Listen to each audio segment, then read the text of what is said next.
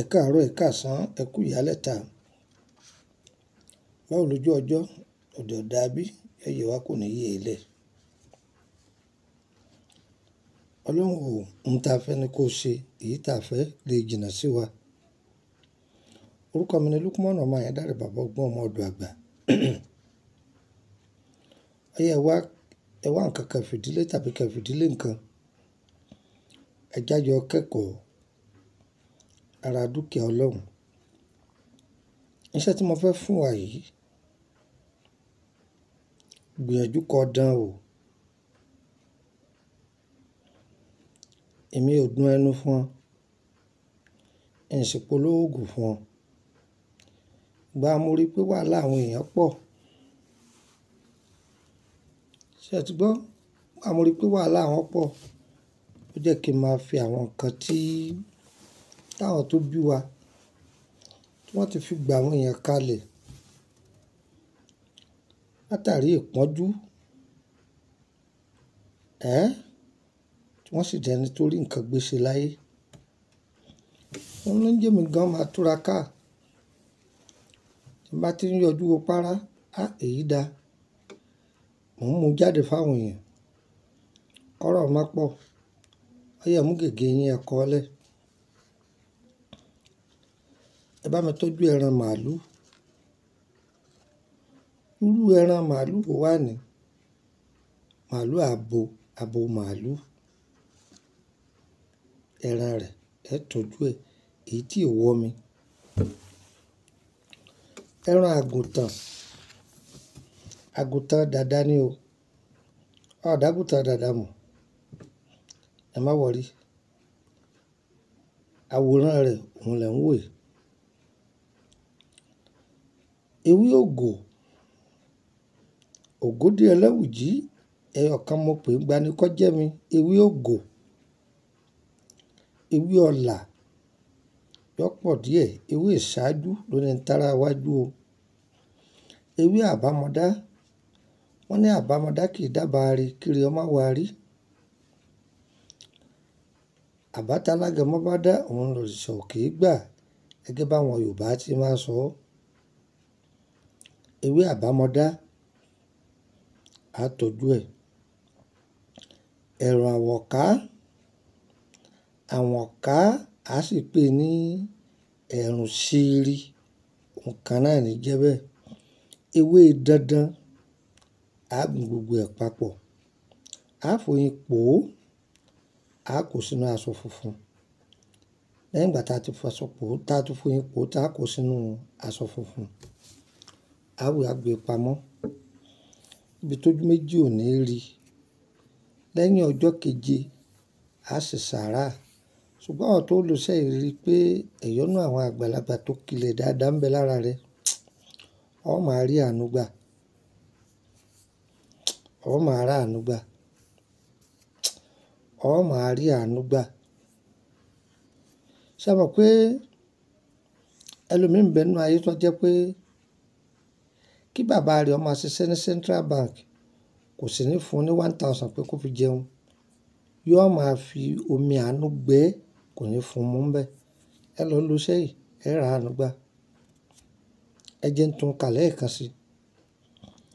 Ẹran màálù abo tí ò wọ́ mi. Ẹran àgùntàn dada.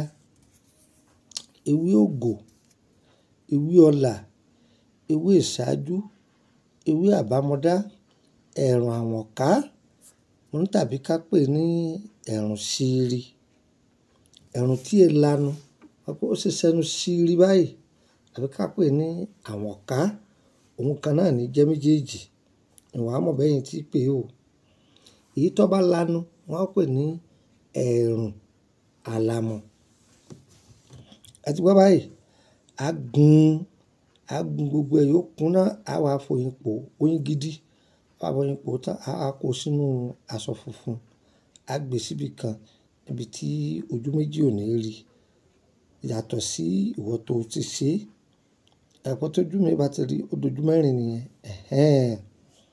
Ìwọ tó jẹ́ pé ìwọ ojú méjì nìkan ló máa rí. Tójú méjì mi bá ti rí, kò da.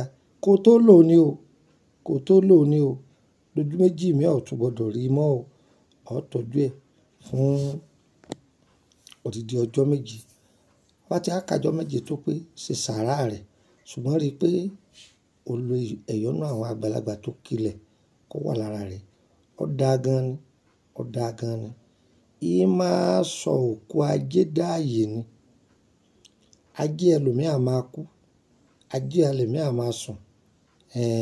Tí nǹkan bá ti rí ní jẹ́bẹ̀ tó gbé tó rí gbé tó títí tó rí tì ṣiṣẹ́ yìí, ó dúpẹ́ fọlọ́run. Bádùá rẹ̀ bá gbà má gbàgbé èmi náà. Kò sí ohun tó ra fún mi tí ní gbà o. Á dára fún wa. Mi ò dínkù o, ọ̀kà tó pé fún wa. Tó orúkọ mi ni Lukman ọmọ Ayédáre, bàbá ọgbọ́n, ọmọ ọ̀dọ̀ àgbà.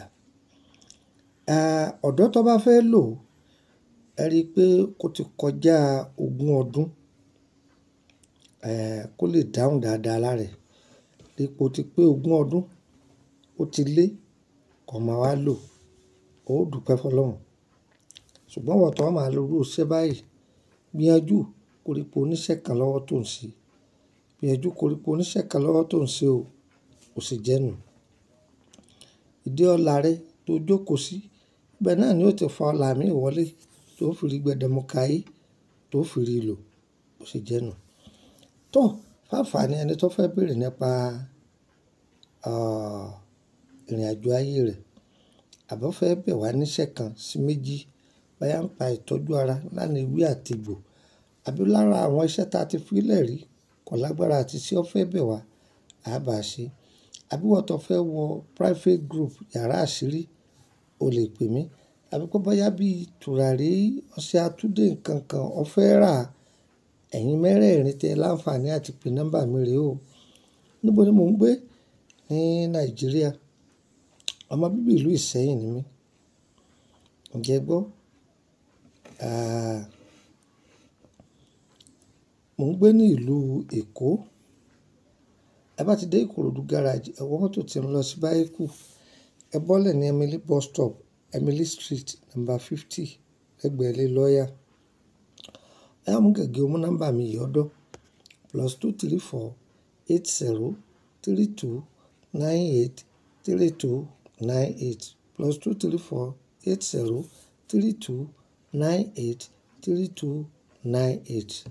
Òde ní +234 81 33 155 111 +234 81 33 155 111. Nọ́mbà méjèèjì tí mo fún yín, òun ni hotline mi. Tẹ bá pè mí direct tí ń gbé, mi ò sí lórílẹ̀-èdè Nàìjíríà ni o. Tẹ́nìkan bá ní bàbá ọgbọ́n lòun, tẹ́ ẹ bá ti gbọ́ Lukman ọmọ Ayédáre, bàbá ọgbọ́n, ọmọ ọ̀dọ̀ àgbà, orúkọ tó wà registered ni látọ̀dọ̀ CAC. Tó wà registered, òun ni Lukman Ayédáre, bàbá ọgbọ́n, ọmọ ọ̀dọ̀ àgbà, ó sì jẹ́ nù. Á dára fún wa o.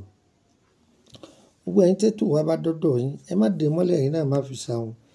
Ẹni kí ojú bá fògùn sínú kú, ẹ máa ha ẹjọ́ kárí àwọn èèyàn. Wọ́n ṣàdúrà fẹ́yìn náà, yẹ wá kò ní yẹlẹ́. Àǹfààní wà fẹ́ni tó fẹ́ join public group o, ọ̀fẹ́ ni o. Láǹfààní àti bèèrè kankan níbẹ̀. Ṣùgbọ́n ọ̀tọ̀ bá wà ní private, máa bèèrè.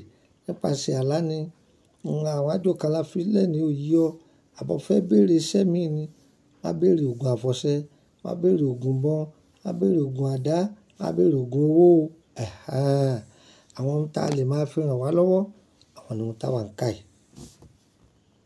Ṣé ń gbọ́ báyìí? Òun ni ohun táwa ń ká yìí, ó sì jẹ́ nù.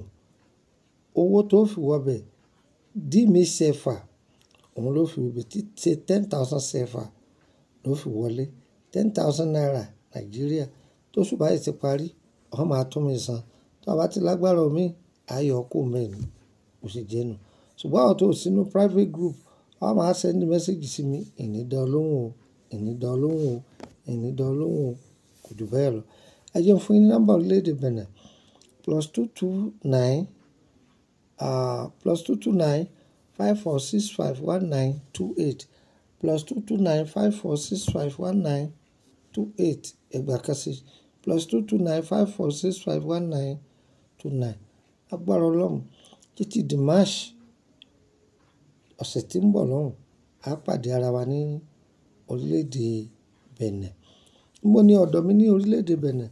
Níbi Túndé tí ń ta mọ́tò, Túndé Motors ní Dégàkàn, níbi ẹ̀yìn ọjà Dégàkàn. Ibẹ̀ ni ọ̀dọ̀ mi. Gbogbo ohun tí ẹ bá fẹ́, ẹ máa bọ̀ wá. Èyí tí a bá mọ̀ nípa rẹ̀, á sọ. Èyí tí ẹ bá ṣe tiwa, á sọ fún wa pé eléyìí a mọ̀ nípa rẹ̀. Ẹyẹ wa kò ní yẹ ẹ lẹ́ o. Ire o, ire o, ire kàbìtì. Ẹ má tíì lọ o. Mẹ́ta ni wọ́n fún yín.